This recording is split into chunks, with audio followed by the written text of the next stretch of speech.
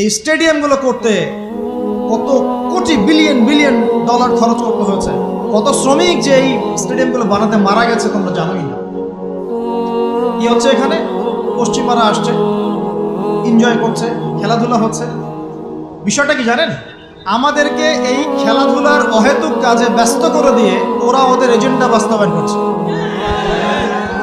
দেখবেন যখন যখন রমজান মাস আসে তখন তখন দেখবেন মুসলিম কান্ট্রির উপর নির্যাতন বাড়ে। যখন যখন বড় বড় ইভেন্ট হয়, ওয়ার্ল্ড কাপ, এইটা সেটা, দেখবেন ভিতরে ভিতরে মুসলিম কান্ট্রির উপর নির্যাতন বাড়তে থাকে।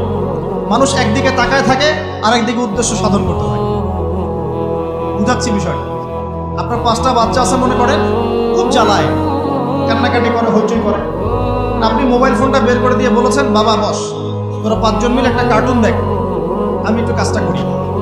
দিয়ে দিলেন, কার্টুন দেখছে চুপচাপ, কেউ কোনো ডিস্টার্ব নাই। আর বুঝতে পারছেন? এই যে বাচ্চাগুলো কার্টুন দেখছে না, এগুলো হচ্ছে আমরা এখন।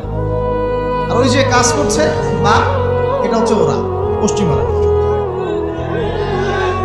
আমার কথা কি বুঝতে পারেন? আচ্ছা, সহজ করার চেষ্টা করছি।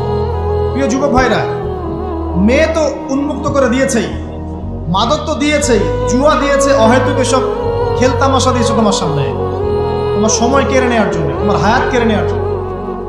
তোমার মূল্যবান হায়াত, যে হায়াতটাকে তুমি আল্লাহর পথে দাওয়াতের কাজে ব্যয় করবা, দিন চর্চার কাজে ব্যয় করবা, আল্লাহর ইবাদতের কাজে ব্যয় করবা, আমর বিল মারুফ নাহি আনিল মুনকারের কাজ করবা, এই সময়টা ওরা কেড়ে নিয়েছে তোমার কাছ থেকে। বুঝতে পারছো না তুমি? আবার নেশা দিয়ে তোমার ভিতরটা নষ্ট করে ফেলেছে, জেনা দিয়ে তোমার অন্তরের নূর নষ্ট করে দিয়েছে, ফ্রি মিক্সিং দিয়ে জেনা এবং তোমার যে পবিত্রতা, চারিত্রিক পবিত্রতা নষ্ট করে দিয়েছে। আরো দিয়েছে পর্নোগ্রাফি। বেশিরভাগ যুব সমাজ এখন বাসায় গিয়ে রাতের বেলা পর্ন দেখে। দেখা যায় সারাদিন ভালো কাজ করে, বাসায় গিয়ে রাতের বেলা পর্ন দেখে। পর্নোগ্রাফি দেখে না বা দেখে নাই কখনো এমন একটা ছেলে খুঁজে পাওয়া যাবে না। যখন আপনি এগুলোতে অভ্যস্ত হয়ে যাবেন তখন শরীর খারাপ হয়ে যাবে, মন ভালো থাকবে না,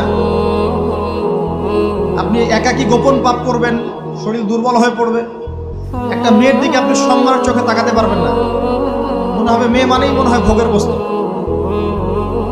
পর্ণে আসক্ত যারা, তারা কোনো কাজে শান্তি পায় না, অস্থির। এমনকি তারা যদি বিয়ে শাদীও করে তবু বৈবাহিক জীবনে সুখী হতে পারে না। কেন জানেন? নিজের শক্তি ক্ষমতাগুলো আগেই নষ্ট করে ফেলেছে। এবং অনেকগুলো মেয়ে যখন আপনি দেখবেন নগ্ন, তখন আপনার স্ত্রীকে আপনার কাছে সুন্দর মনে হবে না, মনে হবে এই মেয়ের চেয়ে মনে হয় ওই মেয়েটা সুন্দর, এর চেয়ে মনে হয় ওইটা সুন্দর। আর মেয়ের প্রতি সম্মান তো থাকবেই না।